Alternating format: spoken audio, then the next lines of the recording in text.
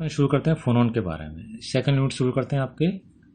जब क्रिस्टल के एकांक कोष्ठिका में दो या दो से अधिक विभिन्न प्रकार के परमाणु होते हैं तो उस केस में प्रथम जो दो प्रकार के कंपन विधाएं उत्पन्न होती है। एक प्रकार कंपन जिसमें कंपन आवृत्ति ओमेगा कहलाती है और संचरण के से लगभग स्वतंत्र होती है, प्रकाशीय सामान्य विधा कहलाती है। दूसरे प्रकार कंपन जिसमें कंपन आवृत्ति ओमेगा के समानुपाती होती है, ध्वनि प्रसामान्य विधा एकॉस्टिक नॉर्मल मोड कहलाती है। पहले वाली ऑप्टिकल मोड, दूसरे वाले एकॉस्टिक मोड।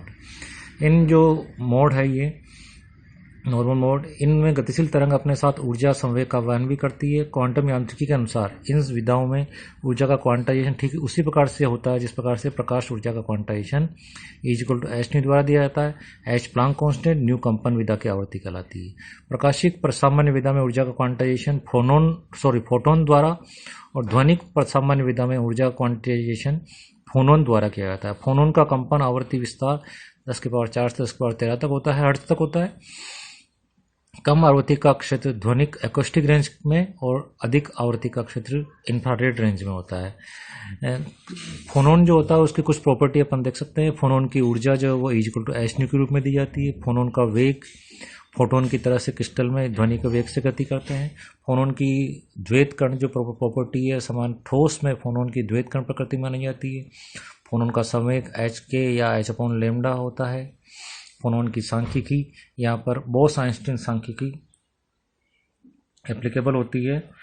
फोनोन का जो प्रचक्रण संख्या है, ये सब प्रॉपर्टी यहाँ बुक में दे रखी है, आप समझना। फोनोन का उत्सर्जन और अवशोषण को समझने के लिए अपन देखें कि सामान्य नॉर्मल जो प्रोसेस है उसमें एक्स किरण फोटोन का क्रिस्टल द्वारा प्रसामान्य प्रकीर्णन होता है। तो संवेग के संरक्षण के अनुसार hk=hk+hg। तो इस प्रकार से यहाँ पर के इंसिडेंट एक्स किरण का संचरण नियतांक, के डैश यहाँ पर किरणित एक्स किरण का संचरण नियतांक है, जी यहाँ पर जालक सदिश या रिसिप्रोकल लैटिस वेक्टर कहलाता है। एच क्रॉस यहाँ पर h/2π संशोधित प्लांक नियतांक कहलाता है। इस प्रक्रिया में क्रिस्टल h×g संवेग से रिकॉइल होता है। आपतित फोटोन की आवृत्ति अपरिवर्तित रहती है, यानी k⁻k मैग्नीट्यूड। इस प्रक्रिया को सामान्य प्रक्रिया नॉर्मल प्रोसेस करते हैं। इसमें फोनोन का न तो उत्सर्जन होता है और न ही अवशोषण होता है। दूसरा होता है अनक्लेप प्रोसेस। तो एक्स किरण का फोटोन का क्रिस्टल द्वारा अप्रत्याशित रूप से प्रकीर्णन होता है तो आपतित फोटोन की आवृत्ति में परिवर्तन हो जाता है और नया फोटोन फोनोन के उत्सर्जन या अवशोषण के साथ उत्सर्जित होता है। यदि संचरण नियतांक k वाला एक नया फोनोन क्रिस्टल द्वारा प्रकीर्णन के दौरान उत्पन्न हो तो संवेग संरक्षण के नियम के अनुसार जो फॉर्मूला मिलेगा hk+hk =hk+hg। तो इस प्रकार से इस फिगर में अपन बता रखा है कि इसमें यदि k यहाँ पर एक संचरण नियतांक वाला एक नया फोनोन क्रिस्टल से प्रकीर्णन के दौरान अवशोषित होता है तो फॉर्मूला हो जाएगा ये। चित्र बी में जो दिखाया है वो अवशोषण को दिखा रखा है और चित्र ए में उत्सर्जन को दिखा रखा है।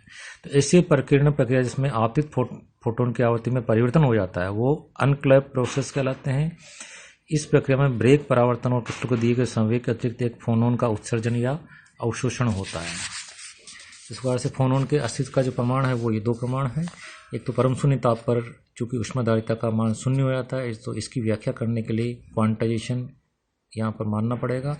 दूसरा एक्सकिरण फोटोन के अप्रत्याशित प्रकीर्णन से आपतित फोटोन का संवेग तथा ऊर्जा एक से अधिक फोनोनों के अवशोषण उत्सर्जन में परिवर्तित हो जाती है।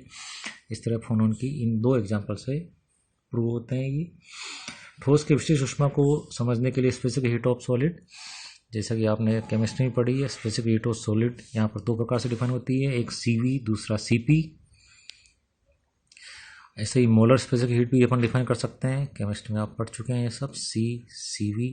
इसी प्रकार से जो लेटिस स्पेसिफिक हीट है वो लेटिस के बारे में डिफाइन होती है। तो इस प्रकार से जो लेटिस के बारे में अपन डिफाइन करते हैं तो जब ठोस को उसमें ऊर्जा दी जाती है तो ताप और आंतरिक ऊर्जा में वृद्धि होती है। ठोस के आंतरिक ऊर्जा में वृद्धि दो प्रकार से होती है, एक तो ठोस में स्थित परमाणु के समवस्था के इर्द गिर्द कंपन के कारण और दूसरा उपस्थित मुक्त इलेक्ट्रॉन के उच्च ऊर्जा वाले तलों में उत्तेजित हो जाने के कारण। तो इस प्रकार से ठोस की जो आंतरिक ऊर्जा है वो U चालक प्लस U इलेक्ट्रॉन के दोनों के जोड़ से दी जाएगी।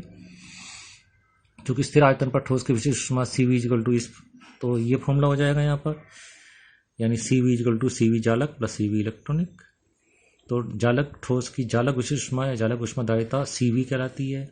तो सामान्यतः प्रायोगिक रूप से ये प्रक्षिप्त होता है कि सामान्यतः पर क्रिस्टलों की विशिष्ट ऊष्मा मुक्त इलेक्ट्रॉन का योगदान नगण्य होता है, जालक के परमाणु के कंपनों का योगदान ही मुख्य रूप से होता है। इस तरह सामान्य रूप से अपन CV लैटिस या CV जालक को डिफाइन करते हैं। अब ड्यूलोंग पेटिट नियम यहाँ भी अपन लागू करते हैं। तो ड्यूलोंग पेटिट नियम ये आप देखिए, क्योंकि एक मोल पदार्थ का लिए औसत ऊर्जा U = 3RT दी जाती है, तो यानी CV = dU/dt = 3R कहलाएगा। तो ड्यूलोंग पेटिट ने सबसे पहले 1819 में इसको दिया, इस फॉर्मूले को इस तरह का, इसलिए इसको ड्यूलोंग पेटिट नियम कहते हैं। ये नियम सामान्य ताप पर परमाणु भार 40 से अधिक वाले तत्वों के लिए सही पाया गया, किंतु प्रायोगिक तौर पर देखा गया न्यून ताप पर ठोस की विशिष्ट ऊष्मा ताप में कमी से शून्य की ओर अग्रसर होती है, और यह इस फॉर्मूले से अपन ये मालूम नहीं हो सकता है। इसलिए अधातुओं के लिए CV = αT³, धातुओं के लिए CV = αT³ + γT। इस प्रकार से इस फॉर्मूले में कुछ संशोधन भी अपन यूज़ करते हैं। तो आज तक इतना ही, थैंक यू।